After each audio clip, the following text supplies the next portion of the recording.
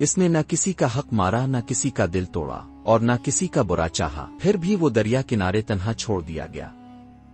2 دن نہ کھانے کو نہ پینے کو، اور نہ ہی یہ پتا کہ زندہ واپس جا پائے گا یا نہیں۔ ایسا کیا ہوا تھا کہ ایک شاذور پہلوان جو اپنی طاقت پہ ناز کرتا تھا، پردیس کی مٹی میں خود کو بیکار محسوس کرنے لگا۔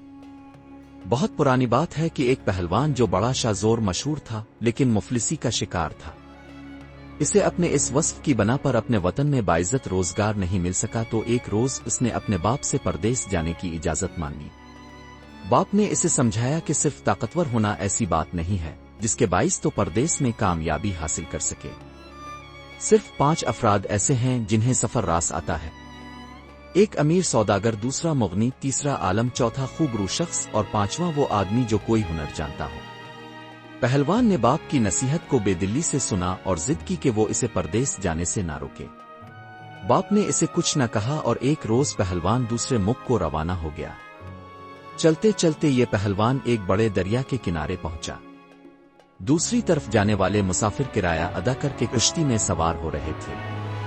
مفلس پہلوان یہ سکت نہیں رکھتا تھا، سو اس نے خوشامد کا سہارا لیا اور کشتی میں سوار ہونا چاہا، لیکن ملا راضی نہ ہوئے۔ اسے کنارے پر چھوڑ کر لنگر اٹھا دیا۔ کشتی زیادہ دور نہ گئی تھی کہ پہلوان نے ملاحوں سے کہا، اگر تم مجھے دریا کے پار پہنچا دو تو میں تمہیں اپنی یہ پوشاک دے دوں گا۔ ملاح نہ جانے کیوں لالچ میں آ گئے اور کشتی کو کنارے پر لے آئے۔ جیسے ہی کشتی کنارے پر لگی، پہلوان نے سرعت سے ایک ملاح کا گربیان پکڑا اور پیٹنا شروع کر دیا۔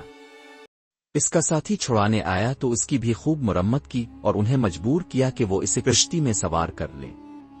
ملاحوں نے پہلوان کو کشتی میں بٹھا تو لیا، لیکن اس سے بدلہ لینے کی خواہش ان کو تنگ کرنے لگی۔ وہ موقع کی تلاش میں تھے۔ ہوا یہ کہ کشتی قدیم زمانے کی ایک شکستہ عمارت کے قریب سے گزری تو ملاحوں نے چپو روک لیے اور مسافروں سے کہا کہ کشتی میں کچھ خرابی پیدا ہو گئی ہے، اگر کوئی شاذور شخص عمارت کے منارے پر چڑھ کر کشتی کا لنگر تھامے رکھے تو ہم مرمت کر لیں۔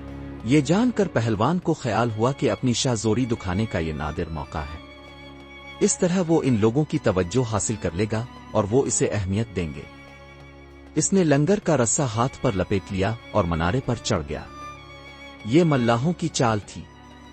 چند لمحے ہی گزرے تھے کہ ملاحوں نے کچھ اس طرح جھٹکا مارا کہ پہلوان کے ہاتھوں سے رسہ نکل گیا۔ ملاح کشتی کو تیزی سے آگے لے گئے۔ 2 دن اور 2 راتیں بیچارہ پہلوان اسی منارے پر بھوکا پیاسا بیٹھا رہا۔ پھر کچھ نقاہت اور کچھ نیند کے غلبے سے دریا میں گر پڑا، لیکن ابھی زندگی باقی تھی۔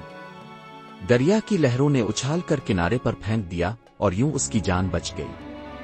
اتفاق سے سوداگروں کا ایک قافلہ ادھر سے گزرا اور اس نے خاص اس جگہ قیام کیا جہاں پہلوان موت اور زندگی کی کشمکش میں مبتلا تھا۔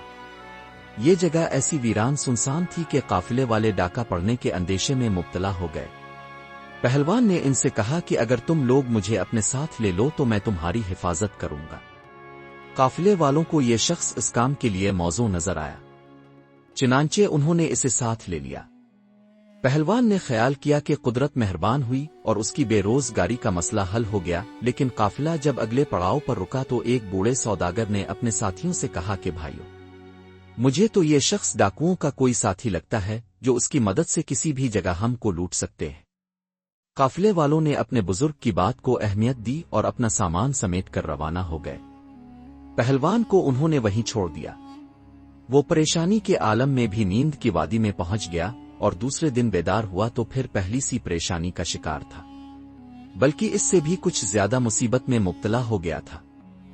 اسے اب یہ بھی معلوم نہ تھا کہ اپنے وطن سے کتنی دور اور کس علاقے کے دشت غربت میں ہے، لیکن زندگی باقی ہو تو غیب سے سامان پیدا ہو جاتا ہے۔ اس بار پہلوان کی جان اس طرح بچی کہ ایک شہزادہ شکار کھیلتا ہوا اس طرف آ نکلا اور اس کی پریشانیوں سے آگاہ ہو کر انعام و اکرام سے اس کی دلجوئی کی اور اپنے لشکر کا ایک آدمی اس کے ساتھ بھیجا کہ اسے اس کے وطن پہنچا دے۔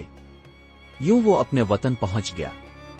باپ سے ملاقات ہوئی تو اس نے اپنی نصیحت یاد دلائی، لیکن چونکہ شہزادے کی مہربانی سے پہلوان کے پاس تھوڑی بہت پونجی تھی، اس لیے اس نے شیخی ماری کہ میں ناکام نہیں کامیاب لوٹا ہوں۔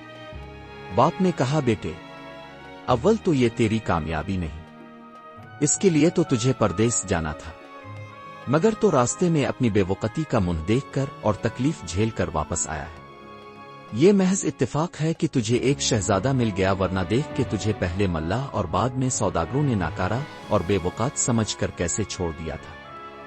دنیا میں کامیابی صرف محض طاقت سے حاصل نہیں ہوتی۔ جو شخص صرف طاقت پر ناز کرتا ہے، وقت اسے اس کی اصل حیثیت یاد دلا دیتا ہے۔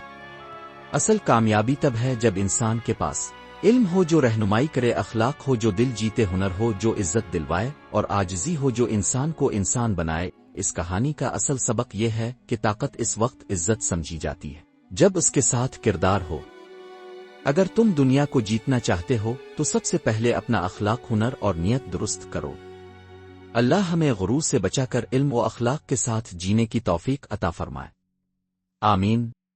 اگر آپ کو ہماری ویڈیوز پسند آئیں تو انہیں لائک کریں، ہمارے چینل کو سبسکرائب کریں اور نیچے کمنٹس میں اپنی رائے سے ضرور آگاہ کریں۔ ہمیں بتائیں کہ آپ کو یہ ویڈیو کیسی لگی اور اپنی قیمتی تجاویز بھی کمنٹس میں شیئر کریں۔ آپ کی رائے ہمارے لیے بہت اہمیت رکھتی ہے۔